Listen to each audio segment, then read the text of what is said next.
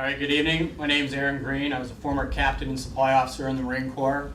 I moved to New York from Seattle a couple of years ago and just finished up my master's in nonprofit fundraising and grant making. And during that time, I wrote my thesis on big data, machine-to-machine technology in the nonprofit sector.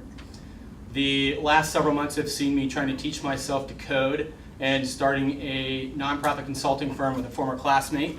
We're focusing on short, highly customized workshops for nonprofits, finding a space between webinars and high-end consulting. But tonight I'm going to talk to you about my wild, passionate idea, and I gave you the background because it has to do with technology. So, here we go.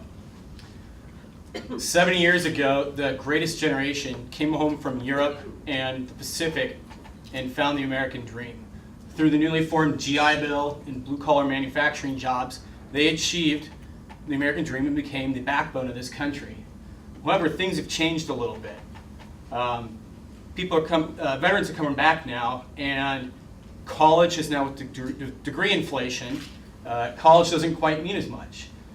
You're now forced to go into college if you want to be anything. A lot of these manufacturing jobs have gone away. But no one dreams of coming home from the military, serving your country, and being a plumber or being a truck driver. Noble businesses, noble jobs. We need those people. That's not what people dream of for the most part. However, so I think I have found a niche between college and these jobs that don't require a degree that can help veterans become the new technology backbone of this country. Right now, I just want to say about college, a lot of these people are being told you need to go to college. However, if you did not do well in high school, a lot of times you ended up in the military. So you may end up going to a directional school, maybe not the best college, not working hard, because you don't really know what you're doing, you're kind of lost. Getting a history degree like I got, a criminal justice degree because you think you're going to be a police officer. And now you're in your mid to late 20s, early 30s with a family, and now you have a degree that you're competing with against younger people who are not being told, oh, you might have PTSD, or you're not being discriminated against because you're a veteran, and it's just a weird track. You're going to school and you're being told you need to take a language credit. Well, I was in Afghanistan, I was in Iraq. Why do I need to repeat this? Why am I taking all these things that I learned? I became a man, I became a woman while I was in the Marine Corps or the Navy or the Air Force. Why am I having to do all this stuff? Plus, I have to support a family. Yes, the GI Bill gives you a BAH, basic allowance for housing, and you can pay your rent, but can you really support a family of 2 or 3 or 4 on that? Wasting 4 years or so in college out of the workforce? Today, kids in college only study 9% of the time. They spend 51% of the time socializing.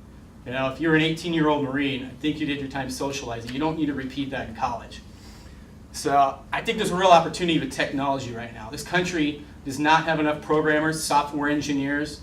There's not enough data scientists, data analysts. McKinsey is saying in the next decade, this country is going to be short 200,000 data scientists and short 1.5 million managers who understand data. I think veterans know how to lead. I think they can be managers, but they need these skills. But can they really go get that computer science program while they're in college?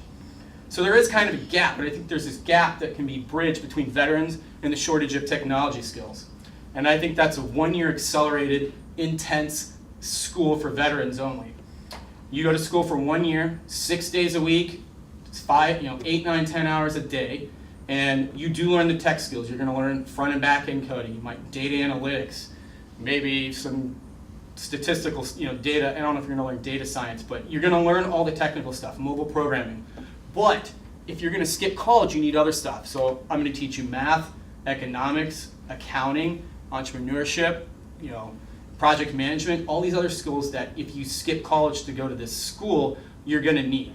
And I believe that when you combine your military service, this accelerated program, you're going to set yourself up to have a great job. The great thing about technology is it's more of a meritocracy than any other section in this country. You don't necessarily need that computer science degree to be a successful web programmer. There are several opportunities for income in this. There's tuition. If you can get GI eligible, right now the GI Bill maxes out at $19,000 a year.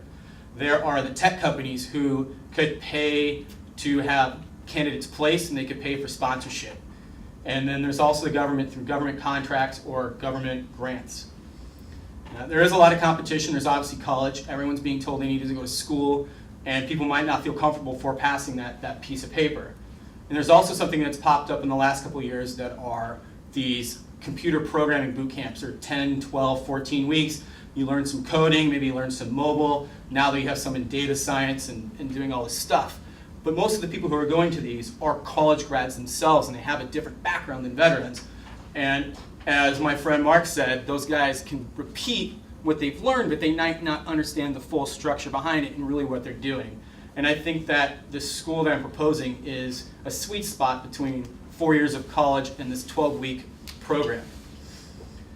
There are definitely some roadblocks. Like I said, overcoming the lack of degree and the perception that comes with that, becoming accredited, and in order to accept GI Bill money, a school has to have been in business for 2 years and have no more than 80% of their students be on the GI Bill, unless you have a DoD or DHS contract.